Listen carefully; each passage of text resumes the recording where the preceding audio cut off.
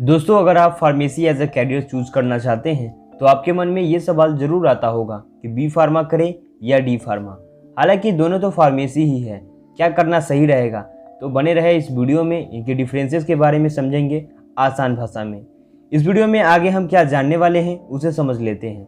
Pharmacy क्या है, B pharma और D pharma course, D pharma और B pharma duration, eligibility criteria, admission process, course curriculum, fee structure, job opportunity, drug inspector, salary और D pharma और B pharma में क्या अच्छा है। वीडियो को आगे ले जाने से पहले आपसे एक रिक्वेस्ट है कि अगर हमारे चैनल पर आप नए हैं तो चैनल को सब्सक्राइब करें और बेल आइकन को प्रेस करके ऑल नोटिफिकेशन को ऑन कर लें ताकि आगे आने वाली वीडियोस का नोटिफिकेशन आपको मिला करें। पहले जानते हैं फार्मेसी क्या है। फार्मेसी मेडिकल साइंस का एक ब्रांच है। बहुत लोग समझते हैं कि फार्मेसी मतलब दवा का दुकान। दोस्तों, ऐसा नहीं है। सिंपल वर्ड्स में बताएं तो मेडिसिन के बनने से लेकर पेशेंट तक रिसर्च, मार्केटिंग और सब कुछ दवा से रिलेटेड चीज़ें फार्मेसी के अंडर आती है। बी फार्मा यानी बैचलर ऑफ फार्मेसी। सबसे पहले शुरू करते हैं बी फार्मा यानी कि बैचलर ऑफ फार्मेसी। ग्रेजुएशन पर फार्मेसी का एक प्रोग्राम है। बी फार्मा दो तरीके से किया जा सकता है। पहला रेगुलर बी फार्मा है जो आप अपनी 12th क्लास पास करने के बाद कर सकते हैं। दूसरा है लेटरल एंट्री जो डी फार्मा के बाद आप कर सकते हैं, जिसका मतलब है कि डी फार्मा के बाद आप बी फार्मा के दूसरे वर्ष में सीधे प्रवेश पा सकते हैं।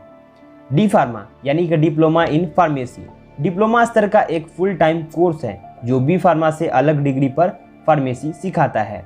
अब जानते हैं डी फार्मा और बी फार्मा का ड्यूरेशन।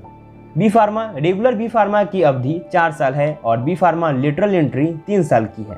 यह उस व्यक्ति द्वारा अनिवार्य रूप से किया जाता है जो फार्मासिस्ट के रूप में प्रैक्टिस करना चाहते हैं।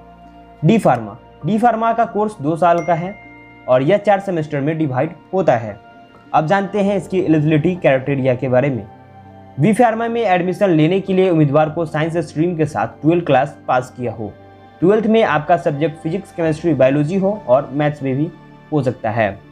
इसमें मार्क्स आपको मिनिमम 50 to 60% होने चाहिए। और बी फार्मा लेटरल एंट्री में एडमिशन लेने के लिए आपको बी फार्मा में 45% और SC/ST कैटेगरी कैंडिडेट्स के केस में 40% मार्क्स होने चाहिए। जबकि डी फार्मा में एडमिशन पाने के लिए उम्मीदवार को PCB या M के साथ मिनिमम 45 to 60% मार्क्स के साथ 12 पास किया होना चाहिए, लेकिन उसने अपनी क्वालिफाइंग एग्जाम में सभी सब्जेक्ट्स क्लियर किए हो। अब जानते हैं एडमिशन प्रोसेस के बारे में। बी फार्मा कोर्स में एडमिशन फार्मेसी एंट्रेंस एग्जाम लिए गए रैंक के आधार पर होती है, जो लगभग सभी रेपुटेड फार्मेसी इंस्टीट्यूट द्वारा कंडक्ट करवाया जाता है। जबकि डी फार्मा कोर्स में एडमिशन आमतौर पर क्वालिफाइंग एग्जाम यानी कि 12th क्लास के मार्क्स पे भी हो जाता है। हालांकि कुछ reputed institute D pharma course में एडमिशन देने के लिए एंट्रेंस एग्जाम भी लेते हैं। अब जानते हैं कोर्स करिकुलम के बारे में। बी फार्मा में इंस्टीट्यूट के आधार पर हर साल 6 से 12 सब्जेक्ट को कवर किया जाता है और कैंडिडेट्स की परफॉर्मेंस को मई से जून में एक एनुअल एग्जाम के आधार पर आंका जाता है जो 80 अंकों का होता है और 10 अंकों के 2 सेशंस में डिवाइड किए जाते हैं जो कि सितंबर से जून तक आयोजित किए जाते हैं। हालांकि कुछ कॉलेज सेमेस्टर वाइज एग्जाम आयोजित करते हैं और ये डिपेंड करता है कॉलेजेस पे। डी फार्मा कोर्स में कुल 6 विषय शामिल होते हैं। इवैल्यूएशन प्रोसेस लगभग बी फार्मा की तरह होती है। अब जानते हैं फी स्ट्रक्चर के बारे में। बी फार्मा कोर्स की औसत शुल्क लगभग 40,000 रुपये से 60,000 रुपये गवर्नमेंट इंस्टीट्यूट में और प्राइवेट इंस्टीट्यूट में 80,000 रुपये से 1 लाख रुपये प्रति वर्ष होती है। जबकि डी फार्मा कोर्स में फीस थोड़ी कम होती है। इसी के लिए आप सरकारी इंस्टीट्यूट में 10,000 रुपये से 15,000 रुपये प्रति वर्ष और प्राइवेट इंस्टीट्यूट में 40,000 रुपये से 50,000 रुपये तक देने पड़ सकते हैं। हालांकि ये डिपेंड करता है आपकी कॉलेज इंस्टीट्यूट पे कि उनका फीस क्या है। अब जानते हैं जॉब अपॉर्चुनिटी के बारे में। यदि सरकारी क्षेत्र की बात की जाए तो डी फार्मा करने के बाद आप रेलवे, नेवी, एयरफोर्स और बहुत सी सेनाओं के साथ सभी सरकारी हॉस्पिटल में एज अ फार्मासिस्ट और केमिस्ट के तौर पर सरकारी जॉब कर सकते हैं। आप किसी भी मेडिकल क्लिनिक और केमिस्ट के तौर पर काम कर सकते हैं।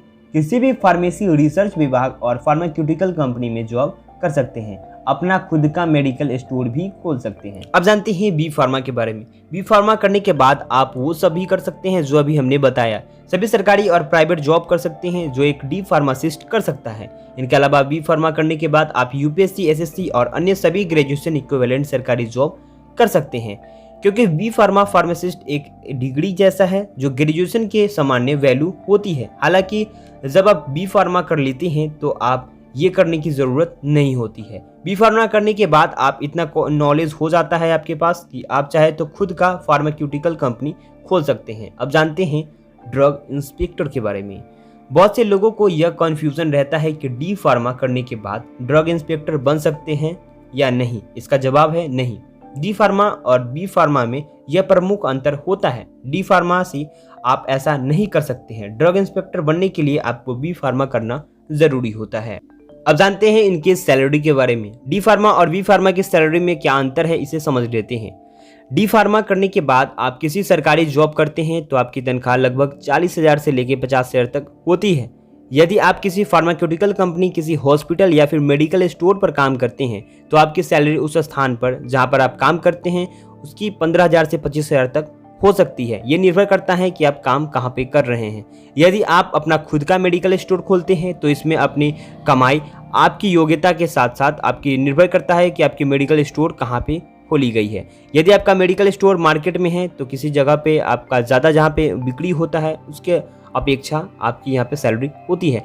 अब जानते हैं कि बी फार्मा के बारे में। बी फार्मा करने के बाद आप कोई भी सरकारी जॉब करते हैं तो सैलरी डी फार्मा के लगभग बराबर ही होती है, 40 से 50,000 तक होती है। बी फार्मा करने के बाद आप किसी मेडिकल कंपनी, हॉस्पिटल इत्यादि में जॉब करते हैं तो उनकी सैलरी योग्यता के अनुसार होती है। वहाँ पे 20,000 30,000 के करीबन आपको सैलरी इनिशिएशन मिल सकती है। बी फार्मा करने के बाद ड्रग इंस्पेक्टर बन जाते हैं तो आपकी सैलरी 50,000 से 60,000 तक हो जाती है। बी फार्मा करने के बाद यदि आप खुद का मेडिकल स्टोर खोलते हैं तो आपकी कमाई हो सकती है, या डी फार्मा के केस में बता चुके हैं। इसके साथ ही बी फार्मा करने के बाद अपनी खुद का मेडिसिन कंपनी खोल सकते हैं और अपना खुद का बिजनेस कर सकते हैं, जिससे यदि आपकी कंपनी चल पड़ती है तो कमाई आपकी per year business turnover unlimited हो सकता है। अब जानते हैं डी फार्मा और बी फार्मा में कौन अच्छा है। देखिए, डी फार्मा और बी फार्मा दोनों ही कोर्स अच्छे हैं और दोनों का अपना अपना अलग अलग महत्व होता है। इन दोनों कोर्सेज में कौन सा अच्छा है यह आपको जरूर और स्थिति पर निर्भर करता है।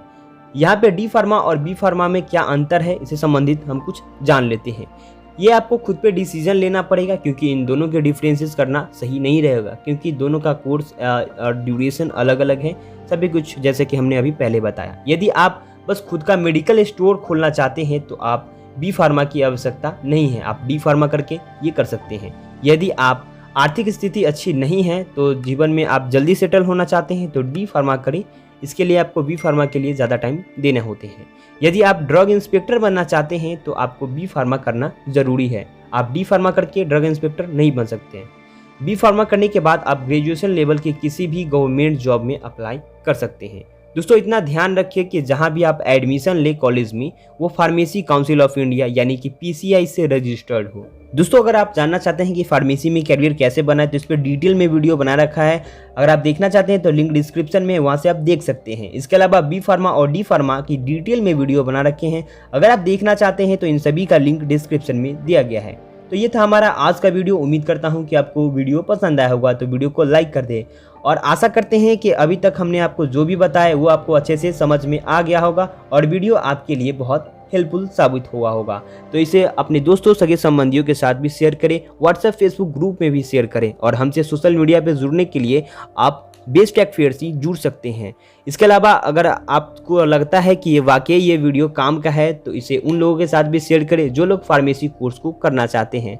अंत में मैं आपसे यही कहूँगा कि अगर आपके पास कोई सवाल है या फिर सुझाव है किसी अन्य वीडियो के लिए तो हमें कमेंट करके ज़रूर बताएं। वीडियो देखने के लिए धन्यवाद।